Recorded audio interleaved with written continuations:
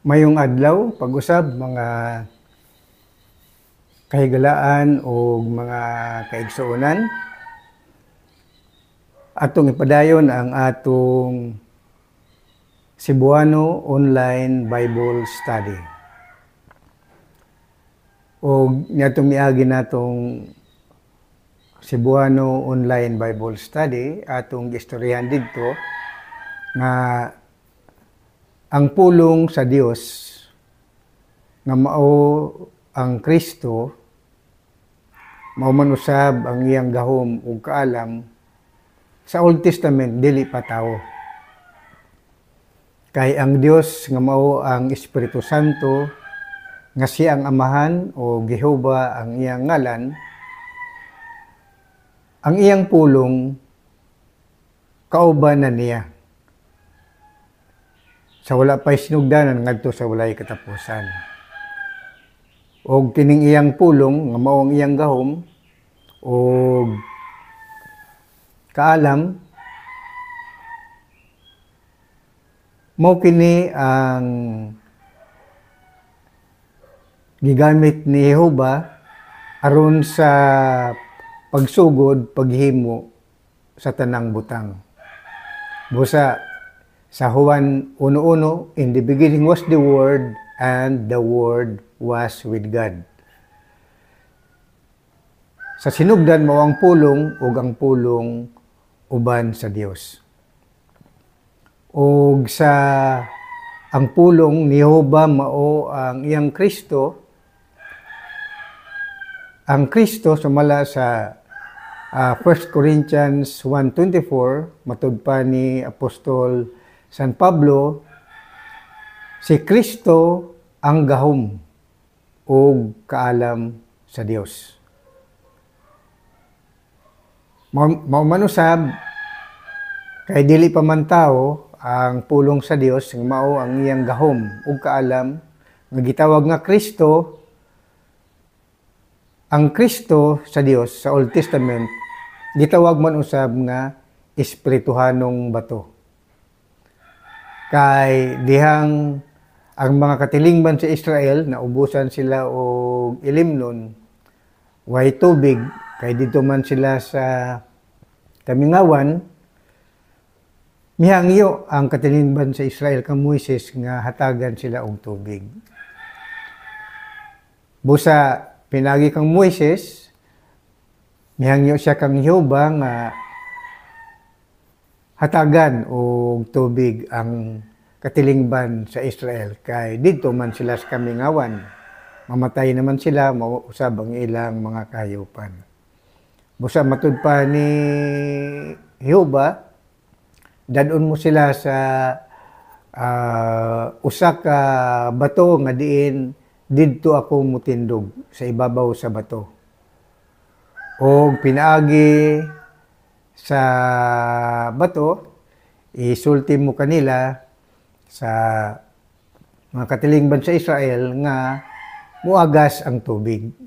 Busa gidala ni Moises ang katilingban sa Israel didto sa tubangan ni Jehova, dito sa tubangan sa bato nga diin si Jehova didto sa igbaw sa bato nagatungtong. O gipaagas ang tubig gikan sa bato. Kay si Jehova siya man ang Espiritu Santo nga Dios. Ug siya ang Amahan, ang pangalan ni Jehova nga diin didto naga tungtong sa ibabaw sa bato nga nagahatag og kadagaya nga tubig nga pinaagi sa bato, miagas didto ang tubig aron makainom ang katilingban sa Israel ug ang ilang mga kahayupan. Ang matud pa sa Exodus kapitulo 17 bersikulo 1 ngadto sa 7 nga giingon usab ni Apostol San Pablo nga ang bato nga diin nakainom ang katilingban sa Israel sa espirituhanong ilimnon ug ang bato nga espirituhanon mao si Kristo. Busa sa Old Testament dili pa tao si Kristo kundi siya pulong pa lamang sa Ginoo, siya man usab ang gahom ug kaalam sa Ginoo, siya usab ang espirituhanong bato nga diin nagagikan ang tubig aron makainom ang katilingban sa Israel didto sa kamingawan. Busa sa atong pagpadayon, ang ato karong uluhan mao nga kanus-a ang Kristo nga mao ang pulong, gahom, kaalam o espirituhanong bato sa Dios nahimong tao. Mao kini ang atong istoryahan, mga kahigalaan.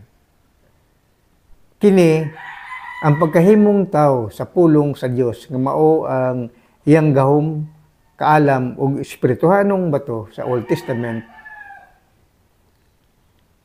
Kini mahimong tao sumala sa propesiya ni Isaias. Duha ka propesiya ang magpamatuod niini nga ang pulong sa Dios nga mausab ang gahom ug kaalam sa Dios ug ang espirituhanong bato sa Dios nga di nagagikan ang tubig didto sa kamingawan.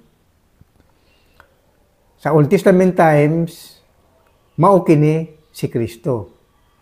Ug kini sumala sa propesiya ni propeta Isaias, ang pulong,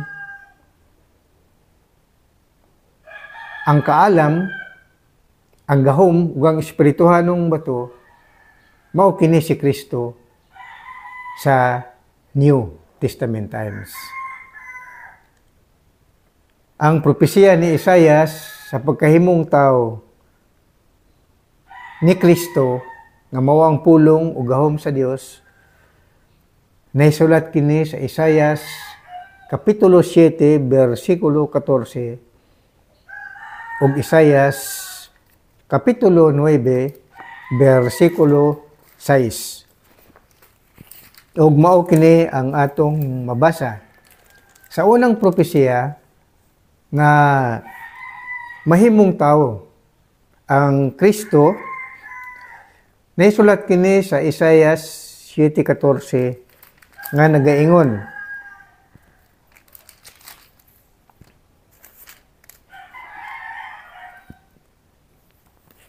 busa ang Ginoo gayod maoy mohatag kaninyo og usa ka timaan, ania karon ang usa ka ulay manamkon ug mag-anak ug usa ka anak nga lalaki ug pagatawgon ang iyang ngalan Emmanuel. Buti pasabot, God with us. Ug dinhi usab sa Isaias kapitulo 9 bersikulo 6 mao kini ang nahisulat. Kay alang kanato ang usa ka bata na tawo, alang kanato ang usa ka anak nga lalaki gihatag ug ang kagamhanan igatungtong sa iyang abaga ug ang iyang ngalan pagatawgon kahibulungan, magtatambag, Dios nga makagagahom, amahan nga walay katapusan, prinsipe sa pakigdait. Busa kining duha ka mga tagna o duha ka propesiya nga gikan nahisulat sa libro ni propeta Isaias, mao kini ang magpamatuod nga ang pulong sa Dios nga mao ang iyang gahom, kaalam ug salabutan kini mahimong tao, mahitabo kini sa New Testament times. Kay ang libro ni propeta Isaias nahisulat man kini sa 700 before Christ. Ug ang katumanan niini sa propesya ni Isaias mao ang Isaiah 7:14 ug Isaiah 9:6 ang katumanan niini didto sa Ebanghelyo ni San Mateo, Ebanghelyo ni San Lucas ug sa Ebanghelyo ni San Juan.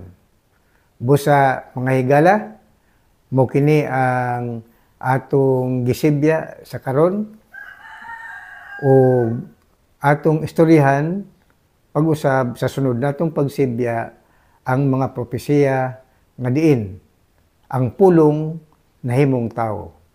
Maayong adlaw kaniyong tanan, kini ang inyong igsuon, ang kabos ninyong magwawali, Pastor Absalon Rabadon Jr. God bless us all. Praise God. Hallelujah. Amen and amen.